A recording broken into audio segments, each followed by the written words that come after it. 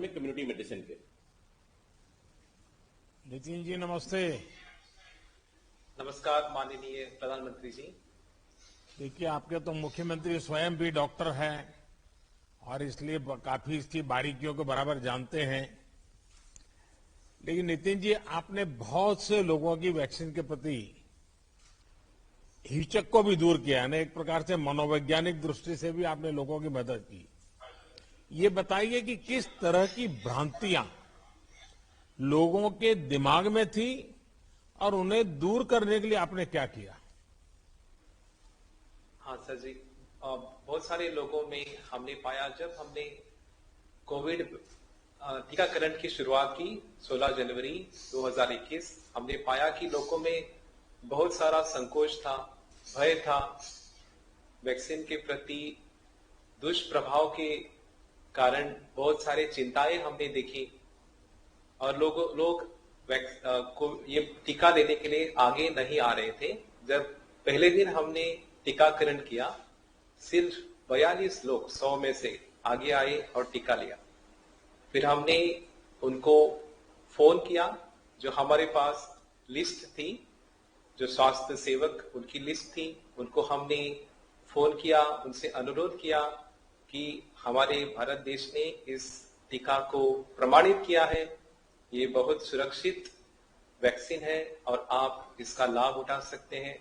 लोगों ने देखा कि जिन्होंने ये वैक्सीन ले ली है उनको कोई भी दुष्प्रभाव नहीं था और उन्होंने इस कारण वो आगे आए और इस टीकाकरण को उन्होंने अपनाया। और जो अफवाहें थी वैक्सीन के प्रति, उनको नजरअंदाज करके वो आगे आए और जो वैक्सीन, जो एक ही प्रमाण था इस कोरोना की महामारी के ऊपर विजय होने के लिए, और उसको उन्होंने अपनाया। हमारे स्टूडेंट्स, हमारे डॉक्टर्स, नर्सेस और जो health care workers, frontline workers, private agencies, सारी हमारी टीम ने अपनी पूरी ताकत लगाकर लोगों के मन का भ्रम दूर किया और इस संकोच को हम विजय पा सके और 100% पहला डोज हम हासिल कर सके। धन्यवाद। नितिन जी, आप तो डॉक्टर हैं, आपने पहले भी वैक्सीनेशन कार्यक्रम देखे हैं। इस बार आपको क्या फर्क नजर आता है, क्या फर्क लगता है? सर, हम बच्चों को टीकाकरण में हम भाग लेते हैं, वहां पर बहुत सारे बच्चे आते हैं, उनमें कभी कभी दुष्प्रभाव नजर आता है। लेकिन ये जो कोविड का जो टीकाकरण था वो एक साधारण अभियान नहीं था, बल्कि देश का एक, आपके नेतृत्व में एक बड़ा कदम है जो इस महामारी पर विजय कर सकता है। तो एक आपके नेतृत्व में आपने जो ये टीकाकरण को एक अभियान का रूप दिया, इसके कारण इसको बहुत राष्ट्रीय महत्व है और इसीलिए हमने ये ठान लिया कि हम इसको साधारण नहीं समझेंगे।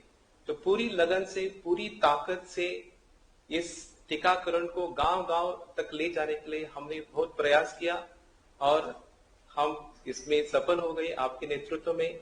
और हमें पूरी आशा है कि 31 अक्टूबर तक गोवा में हम दूसरा टीका भी 100% पार कर देंगे।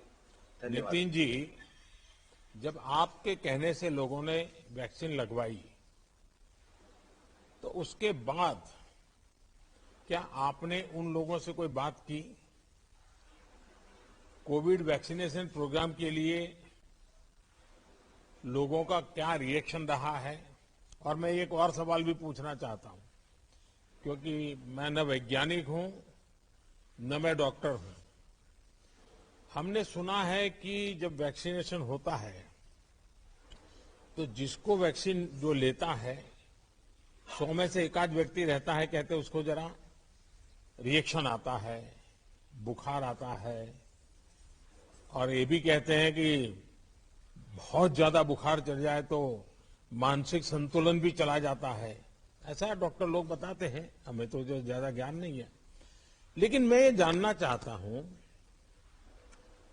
कि जब कल देश के इतने हमारे मेडिकल फ्रेटर्निटी के सब साथियों ने, फ्रंटलाइन वर्कर ने, कोरोना वॉरियर ने 2.5 करोड़ से ज्यादा लोगों को वैक्सीन लगाई। उसमें से किसी को रिएक्शन आए तो शायद हमने सुना है, लेकिन ये मैं पहली बार देख रहा हूं कि 2.5 करोड़ से ज्यादा लोगों को कल वैक्सीन लगा और कल रात को 12 बजे के बाद एक पॉलिटिकल पार्टी को रिएक्शन आया है, उनका बुखार चढ़ गया है। इसका कोई लॉजिक हो सकता है क्या? सर, जब लोगों को हमने वैक्सीन दिया तो हमने उनको बता दिया पहले कि ये कौन सा वैक्सीन है। तो उनको बता दिया कि ये कोविड की बीमारी दूर करने के लिए हमने ये टीका आपको लगवाया है। दूसरी बात हमने बताई कि ये वैक्सीन लेने के बाद, ये टीका करने के बाद आपको शायद कुछ बुखार, बदन दर्द, सिर दर्द, थकावट महसूस हो सकती है। आप तुरंत 104 हेल्पलाइन पर कॉल कर सकते हैं या जो हमारे आपके नजदीक वाले प्राथमिक केंद्र पर आप जा सकते हैं। टीका लगवाने के बाद आपको कोविड की जो अप्रोप्रिएट बिहेवियर है, जो मास्क पहनना, हाथ साफ करना और लोगों से 1 मीटर की दूरी रखना, ये चालू रखना है। और जब आपके दिन हो जाए 84 डेज तो आपको दूसरा टीका लगवाना है। और कल आपका जन्मदिन था और आपके जन्मदिन पर हमने, पूरे देश ने आपको एक जन्मदिन का गिफ्ट 2 करोड़ से ज्यादा लोगों ने वैक्सीन लेके आपको दिया है। तो इसमें वो संख्या 2.5 करोड़ से ज्यादा निकली। जी, हाँ जी। नितिन जी, आज देश में दुनिया का सबसे बड़ा वैक्सीनेशन सफलतापूर्वक चल रहा है। गोवा ने इसमें एक बहुत बड़ी उपलब्धि हासिल की है। इस उपलब्धि में देश भर के आप जैसे डॉक्टरों और स्वास्थ्य कर्मियों की बहुत बड़ी भूमिका है। चाहे कोरोना की महामारी का संकट रहा हो या फिर दुनिया का सबसे बड़ा टीकाकरण प्रोग्राम, हमारे कोरोना वॉरियर्स ने जो भूमिका निभाई है वो पूरी दुनिया में एक मिसाल है। आपके प्रयासों के लिए आपको तो बधाई देता हूं, लेकिन आपके माध्यम से गोवा के सभी डॉक्टर्स, नर्सिस, पैरामेडिकल स्टाफ, सबको मैं बहुत बहुत बधाई देता हूं। धन्यवाद। आइए अब श्रीमान नजीर शेख से बात करेंगे हम। नजीर जी नमस्ते। नमस्ते, जन्मदिन मुबारक हो सर जी। धन्यवाद नजीर जी, धन्यवाद। नजीर जी, आपको मैं बधाई देता हूं कि आपने खुद तो वैक्सीन ली है, लेकिन आप एक सामाजिक सेवा के रूप में दूसरों को भी वैक्सीन के लिए लगातार मदद करते रहें, प्रेरित करते रहें, उनको समझाते रहें। और मुझे गर्व है कि आप जैसे जागरूक नागरिक इस काम को कर रहे हैं, वैक्सीनेशन में लोगों को प्रेरित करने के लिए। ये भावना कहां से आई, आपके मन में विचार कैसे आया? क्योंकि आपने बहुत बड़ा काम किया है। सर जी, हमको सीएम साहब ने एनकरेज किया और हमने एक टीम बनाई। टीम में सबको बुलाया और जितने हमारे एरिया के मोहल्ले के जो लोग हैं उनका फोन नंबर, नाम सब लेके हमने हर एक को फोन किया और सबको वैक्सीनेशन सेंटर में जाने के लिए कहा। अगर जो नहीं जा सकते थे उनको हमने हमारे स्कूटर में, कार में टीकाकरण के ठिकाने पर लेके जाके उनको वैक्सीनेशन किया। उनके साथ में 20 मिनट हम बैठ के रहे और उनको घर पे लाके छोड़ा। नजीर जी, लेकिन ये काम करने में आपको दिक्कतें आई होगी, लोग आपसे बहस करते होंगे, चर्चाएं करते हैं। आपने लोगों को ये वैक्सीन सेंटर पर पहुंचाने में क्या करना पड़ा आपको? नहीं, हमें 1 किलोमीटर का वैक्सीनेशन सेंटर था, तो हम हमारी सबके पास बाइक है, सबके पास कार है, तो सबने हेल्प किया और उनको वहां तक पहुंचाया और उनको वैक्सीनेशन लगाने के बाद उनके साथ बैठे ही रहे ताकि उनको तकलीफ न हो और घर तक लाके पहुंचाए। अच्छा नजीर साहब, ये बताइए कि इस पूरे वैक्सीनेशन अभियान को लेकर आपका अनुभव क्या रहा है? इसमें हमारा अनुभव अच्छा है क्योंकि पहले भ्रम था लोगों के मन में कि वैक्सीनेशन से ऐसा होगा वैसा होगा, लेकिन जब वहां पे जाके लगाया, घर पे आ गए, एक दिन थोड़ा तकलीफ हुई, हाथ में दर्द थोड़ा हुआ और कुछ भी नहीं हुआ। उसके बाद में सब नॉर्मल था सर। नजीर जी, आप तो जानते हैं हमारा संकल्प रहा है सबका साथ, सबका विकास और सबका विश्वास।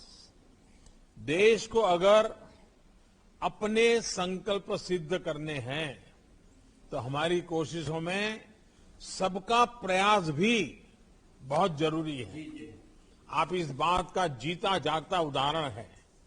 आपके प्रयास से आज गोवा वैक्सीनेशन की ये उपलब्धि हासिल कर सका है। सरकार की कोशिश है कि वैक्सीनेशन की व्यवस्था में कोई कमी न रह जाए, लेकिन इन कोशिशों का पूरा लाभ आप जैसे जागरूक और सक्रिय नागरिकों के प्रयास से ही मिल सकेगा। मैं सचमुच में आपको बहुत बधाई देता हूं और देश में आपकी तरह समाज सेवा करने वाले लाखों लोग हैं, वे भी सब आज अभिनंदन के अधिकारी हैं। धन्यवाद जी। धन्यवाद, शुक्रिया जी। आइए सुश्री सुमा फर्नांडिस जी से बात करेंगे। प्रणाम प्रधानमंत्री जी।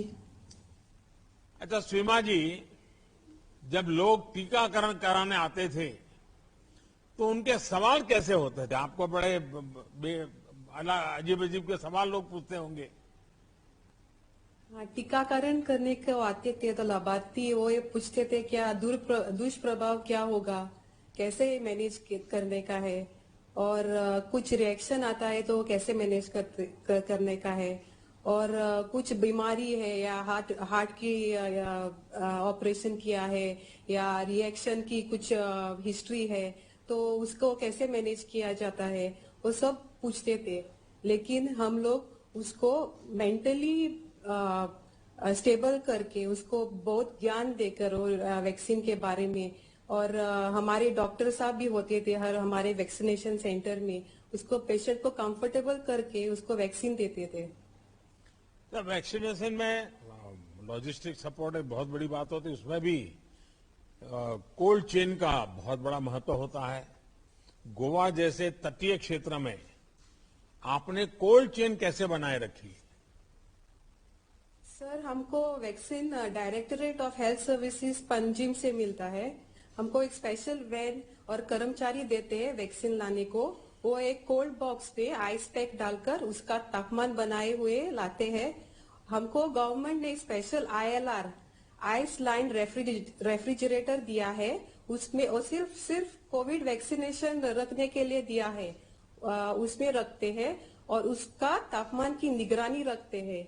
दिन में 2 बार तापमान रिकॉर्ड किया जाता है और जब भी वो वैक्सीनेशन सेंटर पर लेकर जाते हैं तब वो वैक्सीन करियर में आइस पैक डालकर लेकर जाते हैं और एक वैक्सीन का वायल खोलता है तब हम लोग वो 4 घंटे के अंदर उसका उपयोग करते हैं और वैक्सीन खोलने का टाइम वो वैक्सीन वायल पर लिखी जाती है। अच्छा, मुझे बताया अभी जब हमारे मुख्यमंत्री माननीय प्रमोद जी बड़ा विस्तार से वर्णन कर रहे थे कि गोवा ने वैक्सीन की नेगेटिव वेस्टेज की उपलब्धि हासिल की है। आप लोगों ने वैक्सीन वेस्टेज को कैसे रोका? क्योंकि देश के अनेक राज्यों में आपका यह अनुभव काम आएगा। सर, जीरो वेस्टेज एक बहुत भ्रमित और तकाउल बात थी। हमारा मुख्य लक्ष्य था सबको वैक्सीनेट करे और किसी को वापस नहीं भेजे और जीरो वेस्टेज भी बनाए रखे। तो इसके लिए हमने देर शाम तक वैक्सीनेशन सेंटर खुला रखा। पर्सनली फोन कॉल करके लोगों को वैक्सीन लेने को बुलाया, लोगों के घर भी गए टीका देने को, लोगों के कार्यस्थल भी गए टीका देने को, और बुजुर्ग और अपाहिज लोगों को गाड़ी में टीका देने की सुविधा रखी। स्वीमा जी, सबसे पहले तो आपको बहुत बधाई कि आपने टीकाकरण कार्यक्रम के लिए अपने घर की जिम्मेदारियों तक को किनारे कर दिया। मैं आपके बच्चों, आपके परिवार और आपके माध्यम से पूरे देश के कोरोना वॉरियर्स के परिवार को भी धन्यवाद देना चाहता हूं। परिवार के सहयोग की वजह से ही हमारे कोरोना वॉरियर्स अपनी ड्यूटी और बेहतर तरीके से निभा पाए। संकट के समय आपके परिवारों का ये सहयोग देश की शक्ति बन गया है।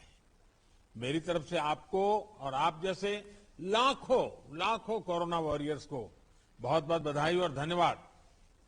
धन्यवाद सर। आइए श्रीमान शशिकांत भगत जी से बात करते हैं। शशिकांत जी नमस्ते। नमस्कार माननीय प्रधानमंत्री जी, बहुत बहुत शुभकामनाएं हमारी तुम्हारे साथ है, हम तुम्हारे साथ है। मैं अभी 75 इयर्स ओल्ड हो गया, थोड़ा थका हूँ, फिर भी कितनी उम्र हुई भगत जी? 75 इयर्स। 75। देखिए, कल मेरे साथ बड़ा मजा आ गया। हुआ ऐसा, प्रोग्राम मैं जरा थोड़ा 2 मिनट ले लूंगा आपका, क्योंकि आप मुझसे भी आयु में बड़े हैं, तो आपके आशीर्वाद मेरे लिए बहुत बड़ी बात है। लेकिन कल मेरे पुराने दुनिया से कुछ मन कर गया कि मैं ढूंढूं जरा वो आजकल लोग कहाँ हैं। तो मैंने अभी 2 दिन पहले एक फोन ढूंढ करके रखा था और एक बड़े बुजुर्ग ऐसे ही औलिया टाइप है, उनको मैंने फोन किया और मैंने कहा आज मेरा जन्मदिन है, मुझे आशीर्वाद दीजिए। वो बहुत उम्र में बड़े वरिष्ठ हैं और ये टीवी अखबार वगैरह से उनका कोई लेना देना नहीं, अलग ही दुनिया में जीते हैं। तो उन्होंने मुझे ऐसे ही पूछा कि कितने साल हुए, तुम्हारा जन्मदिन है तो कितने साल हुए? तो मैंने उनसे जवाब दिया कि अभी 30 साल बाकी है। तो बहुत हंस पड़े। उन्होंने कहा तू अभी भी सुधरे नहीं हो, बचपन में मेरे पास जैसा करते थे ऐसा ही कर रहे हो। आप भी अपनी 75 वाली आयु मत बताइए, आप ये बोलिए अभी 25 बाकी है। अच्छा शशिकांत जी, आपको वैक्सीन लगवाने में कोई परेशानी तो नहीं आई? सेंटर पर व्यवस्थाएं कैसी थी, क्या अनुभव आया? हाँ, मैं एक हाई डायबिटिक्स पेशेंट हूँ, फिर भी मैं वैक्सीनेशन को पहले टाइम गया, उधर देखा तो इतना उधर ये है जाने के लिए, लेने के लिए सभी लोग खड़े हैं, किधर आए, प्रॉपर जगह पर लेके गया हमको।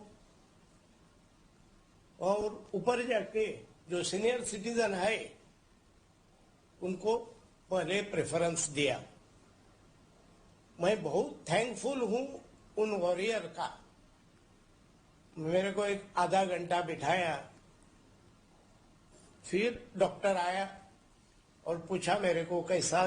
नहीं, ठीक हूं मैं बहुत ठीक हूं। और आधा घंटे के बाद मेरे को सर्टिफिकेट दिया और मैं घर गया। दूसरे दिन थोड़ा हाथ का पेन होने लगा, ऐसा ही 2-3 दिन हो गया।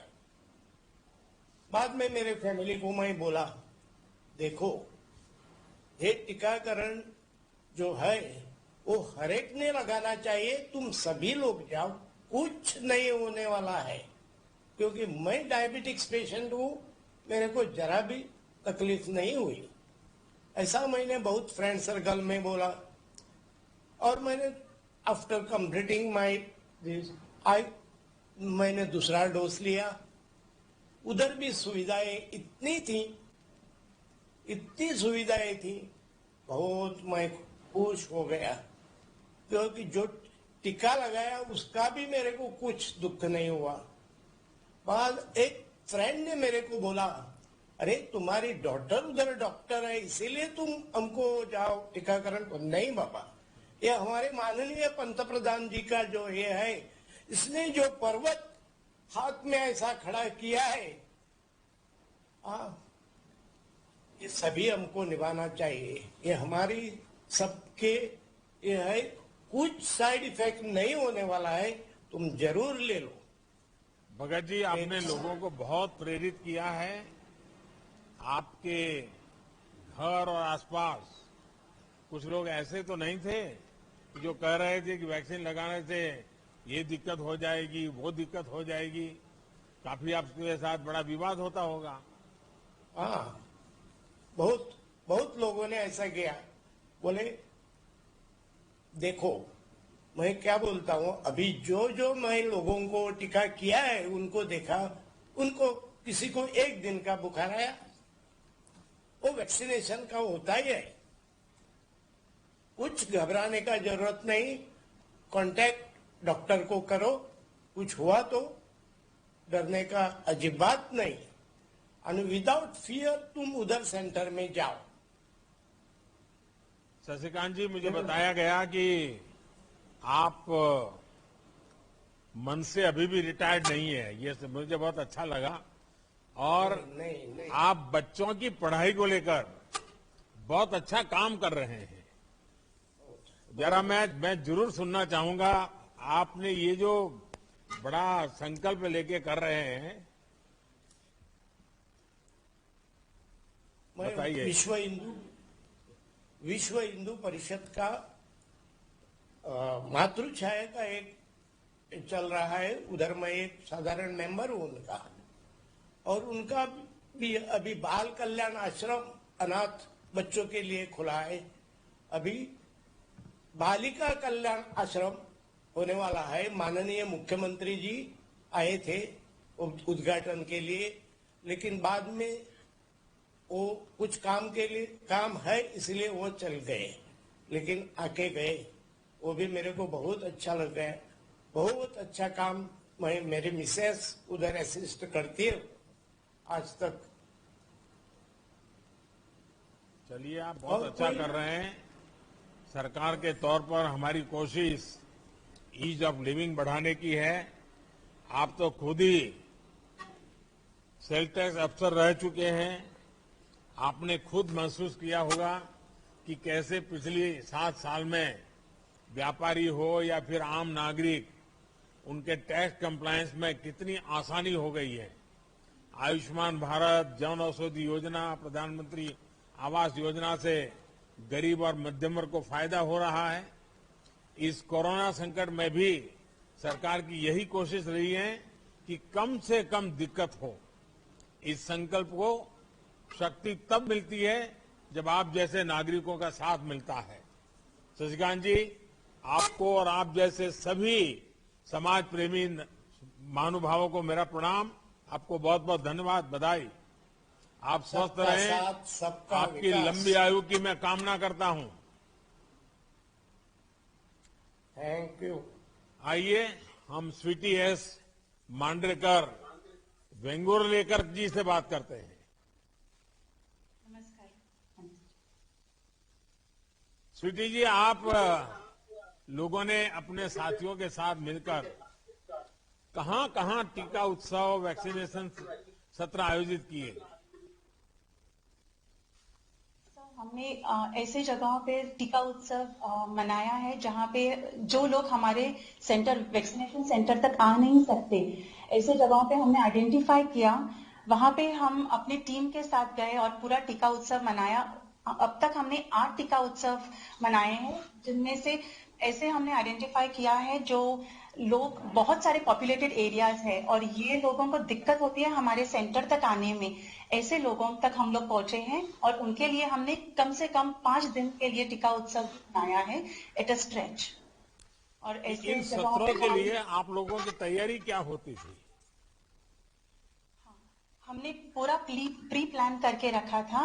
और एक टीम बनाई थी, जो रिजर्व में भी एक टीम रखी थी, जहां पे हम अपने मेडिकल स्टाफ, हमारा वैक्सीनेशन के स्टाफ और हमारे रजिस्ट्रेशन के भी जो स्टाफ थे, वो सबके लिए हमने एक रिजर्व टीम बनाई थी और एक प्लान करके हमने एग्जीक्यूट किया था पूरा। और अगर हमें टीका उत्सव के दरमियान अगर ज्यादा लोग आए तो हम वो रिजर्व स्टाफ को यूज कर सकते हैं, इस्तेमाल कर सकते हैं। प्लस अगर टीका उत्सव के वक्त अगर कोई बेनिफिशियरी हमारे तक न पहुंच पाए तो हमने ऐसा भी प्रबंध करके रखा था कि ट्रांसपोर्टेशन फैसिलिटीज लोकल बॉडीज के माध्यम से, लोकल बॉडीज के जो भी हमारे कार्यकर्ता है या हमारे एरियाज में जो भी हमारे मिनिस्टर्स है, हमारे ऑफिशियल्स है, डिस्ट्रिक्ट मजिस्ट्रेट्स के जो भी ऑफिशियल्स हैं, इन सब की सहायता लेके हमने ये आगे बढ़ाया था टीका उत्सव। और मतलब कि आपको स्थानीय लोगों का, जनप्रतिनिधियों का, सबका सहयोग मिला? जी सर। चलिए, बहुत बढ़िया आपने बताया। देखिए, कोरोना के संकट में सरकार की कोशिश रही है कि हमारे नागरिकों को कम से कम परेशानी हो। पूरे संकट में चाहे लोगों को जांच हो रही हो या फिर वैक्सीनेशन हो रहा है, हमारे नागरिकों को ज्यादा से ज्यादा सुविधा मिल सके। आज देश के पास देश में बनी वैक्सीन है, हमारे वैज्ञानिकों की प्रतिभा, स्वास्थ्य कर्मियों और आप जैसे जागरूक सरकारी कर्मचारियों और नागरिकों की मेहनत है कि हम इस संकल्प को साकार कर पा रहे हैं। लेकिन कभी कभी मैं तो हमारे चीफ सेक्रेटरी से आग्रह करूंगा कि इतनी बड़ी सफलता के पीछे लॉजिस्टिक सपोर्ट क्या होता था। इतने वैक्सीनेशन को कोल्ड चेन के साथ पहुंचाना, लगातार पहुंचाते रहना और वैक्सीन एक अपने आप में एक बहुत बड़ा काम होता है। लेकिन देश के सामने वो चीज आती नहीं है, नागरिकों के सामने आती नहीं। उनको लगता है हाँ भाई टीका लग गया, इतनी संख्या का लग गया। और कभी कभी तो लोग आलोचना भी कर देते हैं। मैं तो अभी मुझे एक सज्जन मिलने आए थे, वो मुझे बधाई दे रहे थे, हफ्ते पहले की बात है, कि देखिए देश ने तो 1 करोड़ क्रॉस कर दिया, बहुत बहुत बधाई। मैंने कहा इतना तो आपको आनंद आया, लेकिन कभी आपने सोचा है कि 1 करोड़ लोगों तक ये वैक्सीन पहुंचती कैसे है?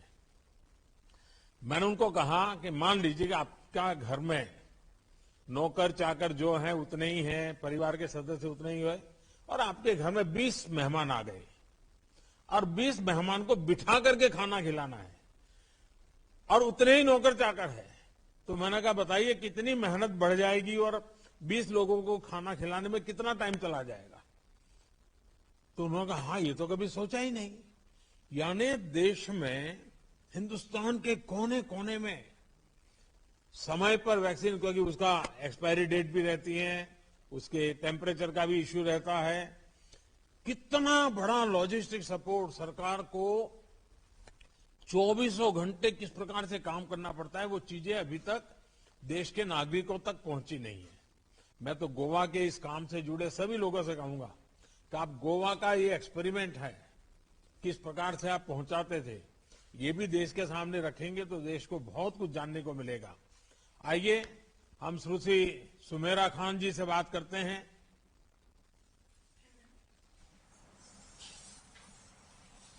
सुमेरा जी नमस्ते। नमस्ते।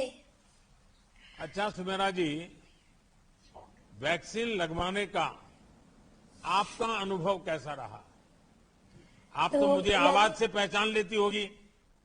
जी सर। हाँ बताइए। तो मैंने वैक्सीन हमारे कुर्तोरी पीएच मतलब हेल्थ सेंटर में लिया है और मैंने फर्स्ट डोज कंप्लीट किया है और वहाँ मुझे बहुत कोऑपरेशन मिला। मतलब लोगों ने बहुत अच्छे से अपना कोऑपरेशन दिया। जब गई तो लाइन थी, बल्कि लाइन थी, फिर भी उन्होंने पहले प्रेफरेंस देके उन्होंने टीका लगा दिया हमें। तो हाँ ऐसा। सुमेरा जी, आपको तकलीफ बचपन से है कि बाद में कोई अकस्मात से आपकी आंख चली गई? नहीं सर, मुझे बचपन से तकलीफ है। जन्म से है जी। सुमेरा जी, आप अपने क्लास की टॉपर रही है, अब आप एमए इंग्लिश लिटरेचर की पढ़ाई कर रही हैं। देखिए अपने आप में बहुत बड़ी प्रेरणा है। अब आगे क्या योजना है आपकी? जी सर, मैंने VMA वगैरह चल रहा है और मैंने IAS बनने का सोचा है, तो अरे वाह! उसकी प्रिपरेशन करने जा रहा है। चलिए आप जल्दी IAS हो जाएं ताकि मेरे साथ मुझे काम में आपकी मदद मिल जाएगी। जी सर। अच्छा, आपने अपनी पूरी यात्रा में खुद को कैसे प्रेरित किया? इंस्पिरेशन क्या रहा? तो मुझे बचपन से सबका सपोर्ट मिला है, मेरे पेरेंट्स, मेरे टीचर्स और बहुत लोगों ने मुझे सहयोग दिया है। वैसे मैं अगर नाम लेने चाहूँ तो 300-400 लोग तो ऐसे ही बन जाएंगे, बट यहाँ मैं 3 लोगों का नाम मेंशन करना चाहूंगी। एक तो मेरे 2 पेरेंट्स हैं और एक लीना मैडम जो हमारी हॉस्टल की टीचर है, वहाँ के प्रेसिडेंट रोजन सर है, और बाकी सब टीचर्स जिसने जिसने मुझे सहयोग किया, और मेरे फ्रेंड्स जिसने मुझे इतने तक पहुंचने में मदद की। देखिए सुमेरा खान, जी कोई भी व्यक्ति दुनिया में आप ले लीजिए, उनको अगर बारीकी से पूछोगे तो 2 बात जरूर बताएगा। एक उसकी माँ का रोल और दूसरा उसके टीचर का रोल। जी सर। हर एक के जीवन में इन दोनों का बहुत बड़ा रोल होता है। देखिए आजकल देश में हमारे दिव्यांग भाई बहन पूरे देश के लिए प्रेरणा बन रहे हैं, चाहे वो पैरालंपिक्स हो या फिर आप जैसे हजारों भाई बहन जो पूरे स्वाभिमान से जीवन जीने का प्रयास कर रहे हैं। सुमेरा जी, आपकी यात्रा अपने आप में बहुत बड़ी प्रेरक है।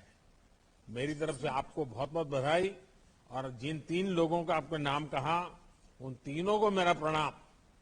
जी सर। चलिए, बहुत बहुत बधाई। तो शुक्रिया सर। माननीय प्रधानमंत्री जी, मैं आपसे नम्र निवेदन करता हूं कि आप अपने आशीष वचन व्यक्त करें।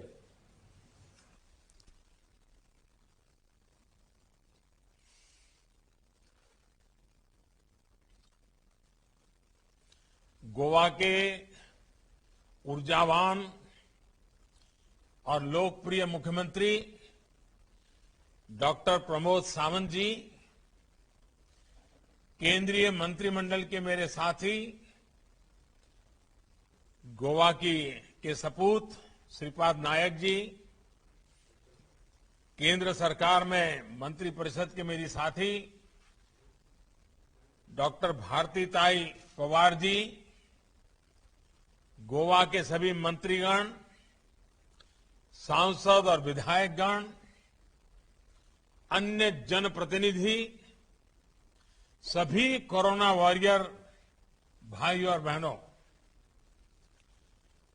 गोयच्या मजा मोगाल भावा बहणेना तुमचे अभिनंदन। आप सभी को श्री गणेश पर्व की ढेर सारी शुभकामनाएं। कल अनंत चतुर्दशी के पावन अवसर पर हम सभी बप्पा को विदाई देंगे। हाथ में अनंत सूत्र भी बांधेंगे। अनंत सूत्र यानी जीवन में सुख, समृद्धि, लंबी आयु का आशीर्वाद। मुझे खुशी है कि इस पावन दिन से पहले गोवा के लोगों ने अपने हाथों पर, बांह पर जीवन रक्षा सूत्र यानी वैक्सीन लगवाने का भी काम पूरा कर लिया है। गोवा के प्रत्येक एलिजिबल व्यक्ति, पात्र व्यक्ति को वैक्सीन की एक डोज लग चुकी है। कोरोना के खिलाफ लड़ाई में ये बहुत बड़ी बात है। इसके लिए गोवा के सभी लोगों को बहुत बहुत बधाई। साथियों, गोवा एक ऐसा भी राज्य है जहां भारत की विविधता की शक्ति के दर्शन होते हैं। पूरब और पश्चिम की संस्कृति, रहन सहन, खान पान यहां एक ही जगह देखने को मिलता है। यहां गणेशोत्सव भी बनता है, दीपावली भी धूमधाम से मनाई जाती है, और क्रिसमस के दौरान तो गोवा की रौनक ही और बढ़ जाती है। ऐसा करते हुए गोवा अपनी परंपरा का भी निर्वाह करता है। एक भारत श्रेष्ठ भारत की भावना को निरंतर मजबूत करने वाले गोवा की हर उपलब्धि सिर्फ मुझे ही नहीं, पूरे देश को खुशी देती है, गर्व से भर देती है।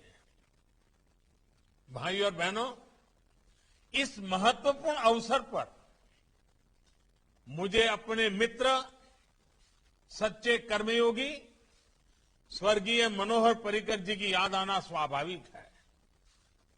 100 वर्ष के सबसे बड़े संकट से गोवा ने जिस प्रकार से लड़ाई लड़ी है, पर्रिकर जी आज हमारे बीच होते तो उनको भी आपकी इस सिद्धि के लिए, आपके इस अचीवमेंट के लिए बहुत गर्व होता। गोवा दुनिया के सबसे बड़े और सबसे तेज टीकाकरण अभियान सबको वैक्सीन, मुफ्त वैक्सीन की सफलता में अहम भूमिका निभा रहा है। बीते कुछ महीनों में गोवा ने भारी बारिश, साइक्लोन, बाढ़ जैसी प्राकृतिक आपदाओं के साथ भी प्रमोद सावंत जी के नेतृत्व में बड़ी बहादुरी से लड़ाई लड़ी है। इन प्राकृतिक चुनौतियों के बीच कोरोना टीकाकरण की रफ्तार को बनाए रखने के लिए सभी कोरोना वॉरियर्स का, स्वास्थ्य कर्मियों का, टीम गोवा का, हर किसी का बहुत बहुत अभिनंदन करता हूं। यहां अनेक साथियों ने जो अनुभव हमसे साझा किया, उनसे साफ है कि अभियान कितना मुश्किल था। उफनती नदियों को पार करके वैक्सीन को सुरक्षित रखते हुए दूर दूर तक पहुंचने के लिए कर्तव्य भावना भी चाहिए, समाज के प्रति भक्ति भी चाहिए और अप्रतिम साहस की भी जरूरत लगती है।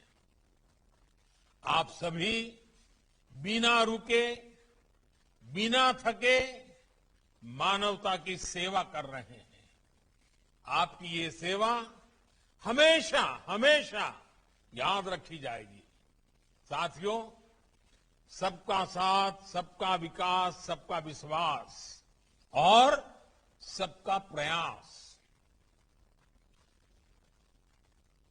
ये सारी बातें कितने उत्तम परिणाम लाती हैं, ये गोवा ने, गोवा की सरकार ने, गोवा के नागरिकों ने, गोवा के कोरोना वॉरियर्स ने, फ्रंटलाइन वर्कर्स ने ये कर दिखाया है।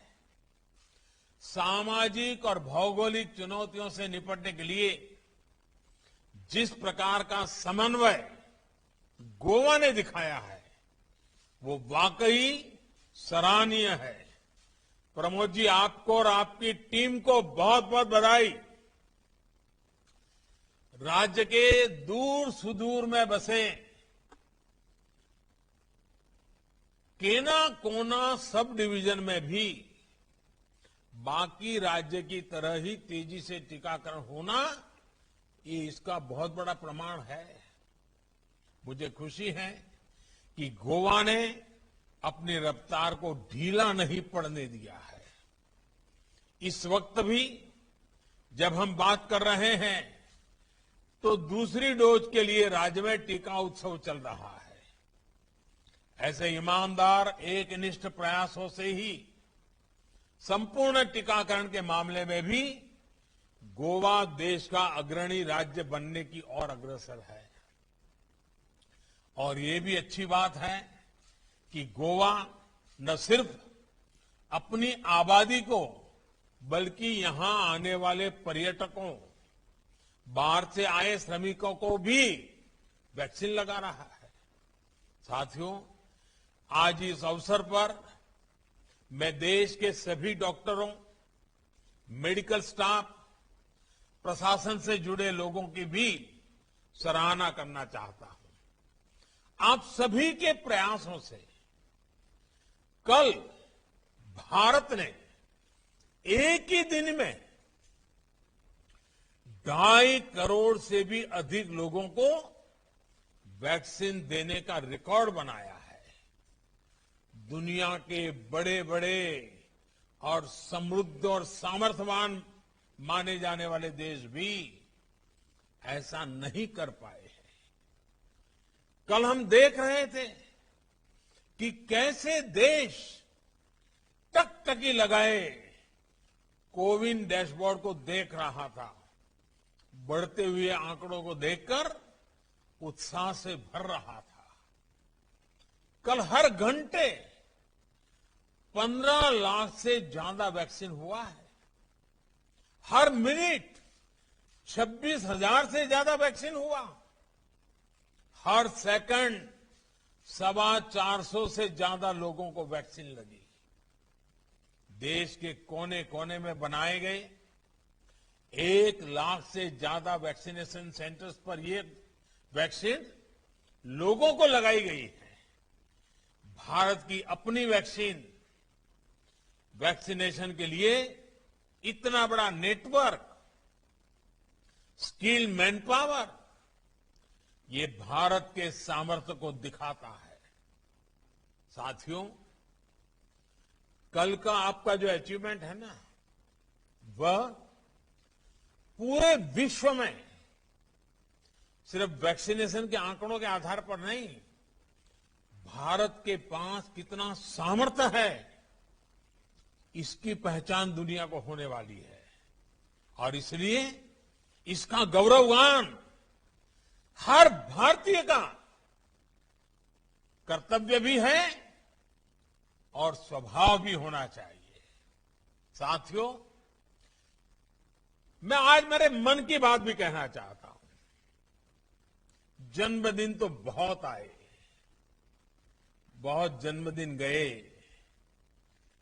पर मैं मन से हमेशा इन चीजों से अलिप्त रहा हूं।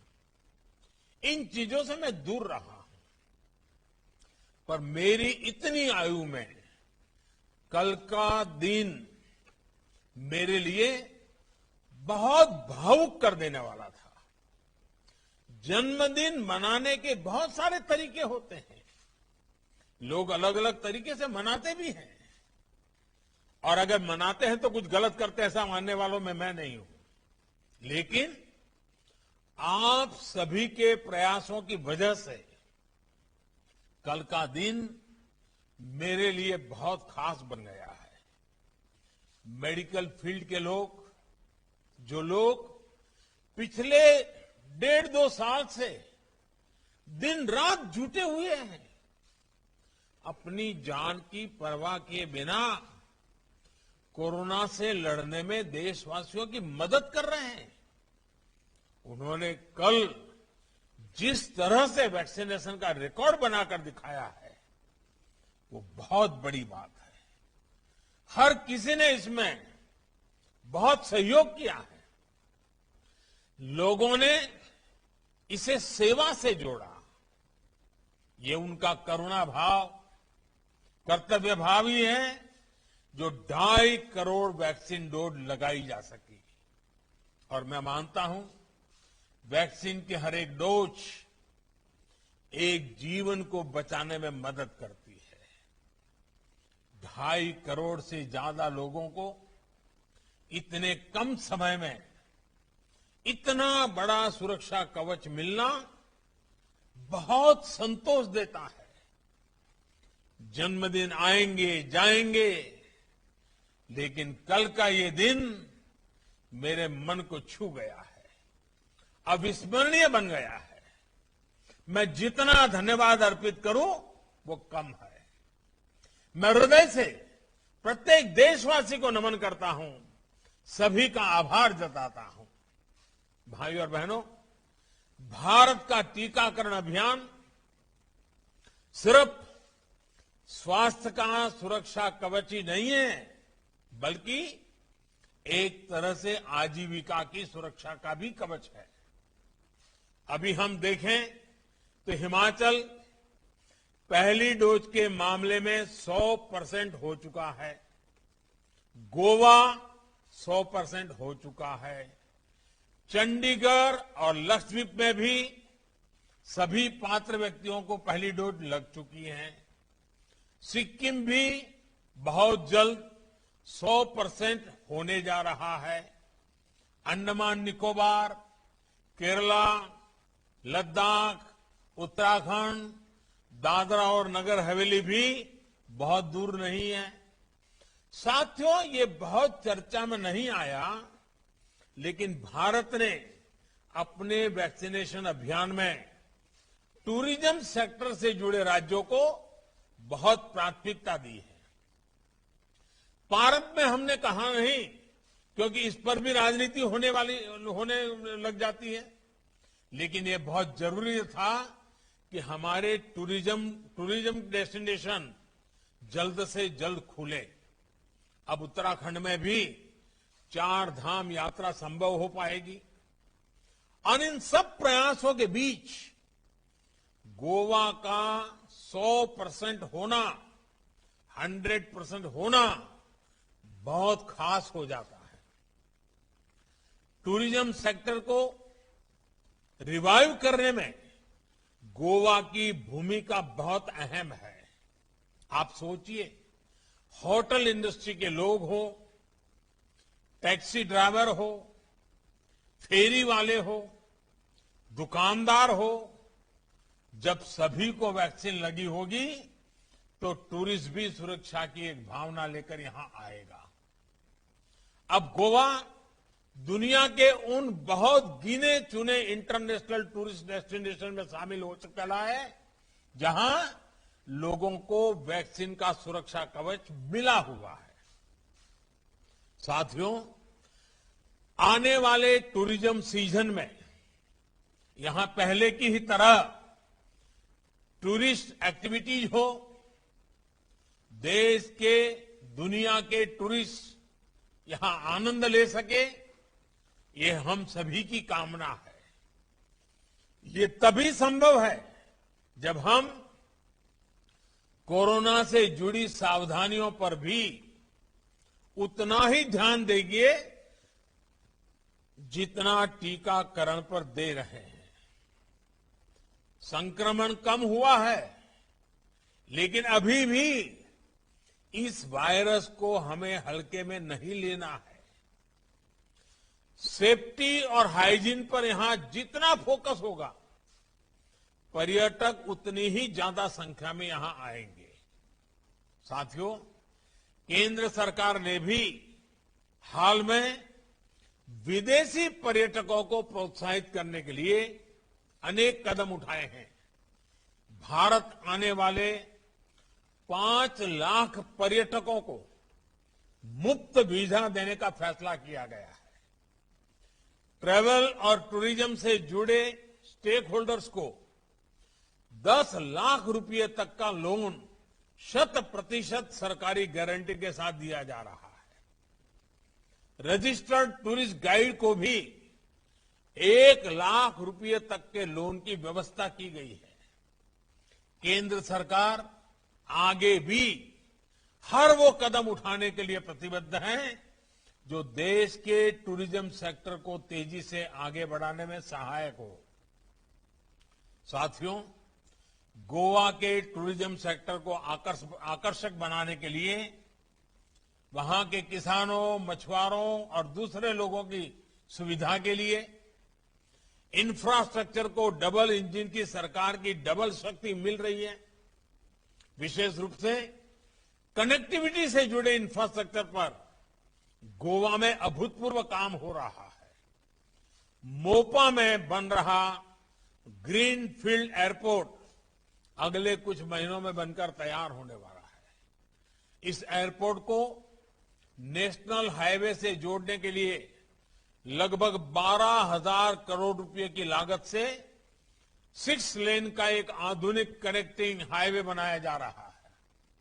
सिर्फ नेशनल हाईवे के निर्माण में ही बीते सालों में हजारों करोड़ रुपयों का निवेश गोवा में हुआ है।